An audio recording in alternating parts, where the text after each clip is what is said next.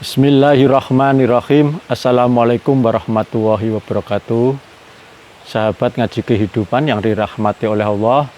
Pada hari ini, hari Jumat, kami menampilkan channel kembali sebagaimana komitmen kami. Seminggu 2 kali kami akan menyampaikan channel tentang ngaji kehidupan.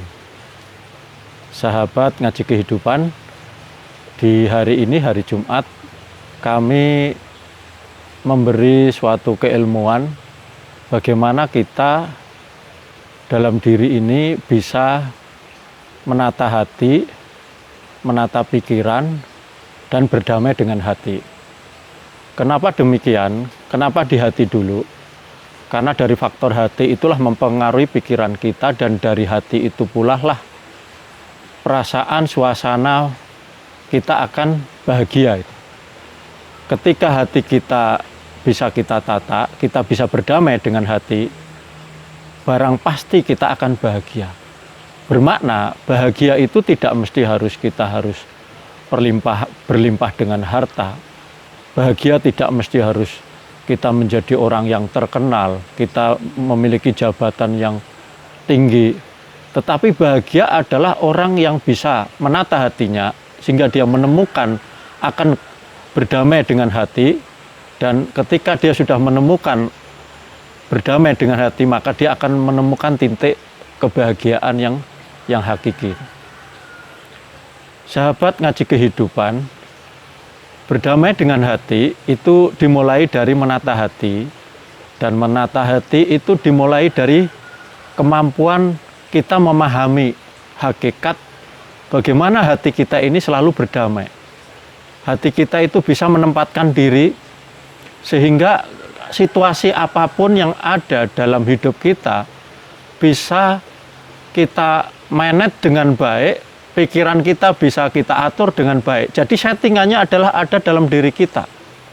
Misal kita dalam kondisi galau oleh persepsi orang, oleh pandangan orang, tidak masalah, karena tidak mungkin manusia hidup itu selamanya akan mulus. Tidak selamanya manusia itu dalam fase dipuji terus. Tapi ada masanya orang itu kadang-kadang salah paham, mispersepsi, mendapatkan pandangan-pandangan yang berbeda. Itu hal yang wajar, tetapi yang paling penting adalah dalam diri kita.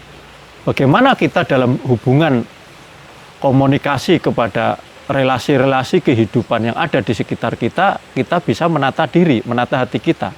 Berdamai dengan hati, berdamai dengan pikiran kita. Kuncinya satu, asal kita selalu ingin berbuat baik, asal kita condong kepada yang benar, condong yang baik. Kita kalau toh diberi nasihat, diberi masukan, kita dikritiki, kalau itu baik kita dengar. Artinya pandangan kita lebih cenderung ke positif. Jangan sekali-kali ketika kita dapat masukan, kritikan, kita sensitif, kita kecenderungnya nggak terima, itu suatu kekalahan dulu. Jadi orang akan mampu berdamai dengan hati terhadap persepsi-persepsi yang berbeda dari orang lain ketika kita mampu meletakkan hati kita dengan jiwa besar. Kita mampu meletakkan perasaan kita dengan tenang, kita mampu memosisikan pikiran kita dengan jernih. Ambil positifnya. Poinnya adalah ambillah positifnya. Ketika kita mendapatkan ucapan, ungkapan, persepsi baik di media sosial, ucapan kepada orang pada diri kita, atau perkataan yang tidak menyenangkan, posisinya adalah yang menentukan adalah diri kita. Ambillah positif, jadikan itu adalah suatu momentum. Kalau perkataan, persepsi itu tidak benar, maka itu akan menjadi momentum energi spirit yang luar biasa untuk bisa kita bangun supaya kita lebih baik, supaya kita lebih maju, supaya kita mampu melakukan hal-hal yang menjadi peluang dalam hidup kita, menjadi sesuatu yang bisa kita tata menjadi sesuatu yang menyenangkan bagi kita, sesuatu yang menjadi kesuksesan bagi diri kita. Jadi persepsi, pandangan, apapun itu tergantung kita. Bagaimana kita bisa menata hati kita, bagaimana kita bisa berdamai dengan hati kita, yang akan menentukan bagaimana kita juga akan berdamai dan kita akan tenang dalam pikiran kita. Itu salah satu contoh. Gimana kita bisa berdamai ketika kita mendapatkan persepsi, ungkapan, atau pandangan-pandangan yang kurang pas, yang nggak kita sukai. Jadi tetap mampu kita solving dengan baik bila kita mampu menata hati kita, berdamai dengan hati, dan mampu menata pikiran kita. Atau hal yang lainnya, misalnya kita dalam perjalanan kita mengalami fase-fase yang cukup berat, entah itu mungkin lagi masa kesulitan, atau fase dari tadinya fase puncak keberhasilan mengalami fase perubahan penurunan karena kondisi persaingan, atau kondisi-kondisi karier, atau kondisi-kondisi hal yang lainnya, atau perubahan-perubahan yang lainnya. Tentunya kalau kita tidak mampu menata hati kita, perubahan itu membuat seseorang itu khawatir atau gelisah. Kalau dalam ayat Tuhannya dikatakan alladzi waswisu fi sudurinas, sudur hati seseorang akan was-was. Itu suatu hal yang wajar, manusia mengalami perubahan itu akan was-was, akan gelisah, akan khawatir. Tetapi bila kita mampu menata hati kita, mampu menata, berdamai dengan hati kita, maka pikiran kita pun bisa kita tata, kita fokuskan dengan sesuatu yang mengalami hal-hal yang kami sebutkan tadi itu, kita tidak akan mengalami fase yang kurang baik, tapi kita akan bisa keluar yang lebih baik. Bagaimana kalau kita mengalami fase-fase kekhawatiran, atau kalau bahasa ayat Tuhannya adalah alladzi waswisu fi sudurinas, kegalauan, kegelisahan, was-was dalam hati. Tentunya harus kita kembalikan prinsipnya kepada prinsip yang Allah ajarkan dalam kehidupan ini, ke sana itu. Di mana Allah mengajarkan supaya kita nggak was-was, kembalikan bahwa yang mengatur hidup kita adalah Allah. Kembalikan bahwa yang menguasai kehidupan ini adalah Allah. Kembalikan yang memimpin kehidupan ini adalah Allah. Kalau kita sadar bahwa yang ngatur, yang menguasai umur kita, yang menguasai urusan kita, yang menguasai rezeki kita, yang menguasai kesuksesan kita adalah Allah, dan yang memimpin hidup kita adalah Allah, kita berserah diri, kita rendahkan hati, kita introspeksi apa yang membuat kita hari ini galau, apa yang membuat kita ini tidak bisa mengikuti perubahan, apa yang membuat mungkin bisnis kita atau karier kita tidak lebih bagus dari kemarin. Cari titik hal. Kalau kita mencari titik halnya dan kita ketemu dan kita mampu berjiwa besar, barang pasti Allah akan menunjukkan. Boleh jadi di balik itu ada rencana Allah yang jauh lebih baik.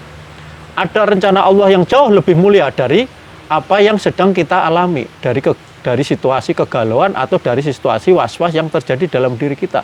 Kalau kita mampu melihat titik poin bahwa Allah punya rencana lebih baik dan kita punya semangat lagi untuk melewati fase rencana Allah berikutnya, maka barang pasti kita mampu selalu berdamai dengan hati, selalu mampu menata hati kita, dan selalu mampu menata pikiran kita. Sahabat ngaji kehidupan yang dirahmati Allah dimanapun berada, jadi jangan khawatir, jangan kegelisahan itu harus bisa mampu kita uraikan. Selalulah berpikir positif, selalulah bahwa di balik perjalanan hidup kita, tahapan-tahapan umur kita, Allah punya rencana yang paling baik dalam hidup kita itu. Karena sifat Allah adalah Bismillah. Bismillah adalah Asmaul Husna, nama-nama Allah. Seluruh perjalanan hidup kita itu adalah refleksi daripada sifat Allah. Barang pasti rencana Allah pasti baik. Yakini itu. Dan ketika kita sudah meyakini bahwa hidup kita itu adalah refleksi daripada rencana Allah, karena di balik itu adalah ada unsur sifat-sifat baik Allah, kita optimis bahwa di balik apa yang kita alami adalah ada rencana baiknya Allah, ada rencana positifnya Allah. Pasti fase berikutnya Allah akan menurunkan sifat rahmannya, mengasihi apa yang kita doakan apa yang kita inginkan dan akan menyayangi apa yang menjadi planning hidup kita, akan diberi petunjuk oleh Allah, akan diberi cahaya oleh Allah, kita akan dipandu terus-menerus, kita akan diberi jalan yang baik, akan diselamatkan. Dan ingat, rencana Allah itu adalah baik. Boleh jadi kita diberi fase-fase turun karena Allah ingin menyelamatkan kita. Boleh jadi kita diberi fase-fase untuk bisa hal-hal yang kurang baik dalam diri kita perlu kita luruhkan, perlu kita tinggalkan. Mungkin kita masih ada sifat arogan, mungkin kita ada sifat-sifat yang kurang baik.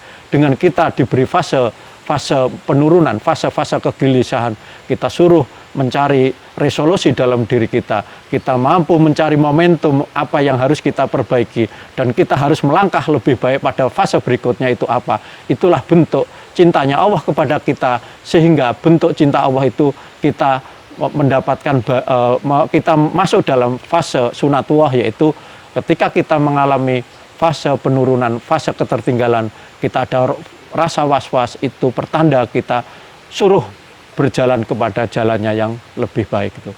Kalau bahasa ayat Tuhannya, irji'i ila rabbiki, kembali kepada Rabbmu, kembali kepada petunjuknya, kembali kepada jalan yang benar yang diajarkan kepada Tuhan kepada kita. Pasti kalau kita sudah kembali di balik apa yang kita inginkan pada fase berikutnya, akan diberi jalan kepada Allah. Tetapi jalan berikutnya, kurnia rahmannya Allah, kurnia rezeki yang diberikan kepada kita, kurnia jalan yang diberikan kepada kita pada fase berikutnya adalah jalan yang akan jauh lebih baik pada refleksi pada diri kita. Kita akan jauh lebih bersyukur, kita jauh akan lebih rendah hati, kita jauh akan menjadi orang yang berjiwa besar, akan menjadi orang yang bijaksana, akan menjadi orang yang bersyukur, akan menjadi orang yang selalu tawaduk kepada apa yang diberikan Allah dalam hidup ini. Demikian untuk ngaji kehidupan pada Jumat hari ini. Mudah-mudahan bermanfaat bagi siapapun yang mendengar channel ini, dimanapun berada, dan semoga kita semuanya diberi rahmat dan kurnianya dari Allah, rezeki dan pertolongannya, serta kesehatan yang paripurna. Saya cukupkan. Assalamualaikum warahmatullahi wabarakatuh.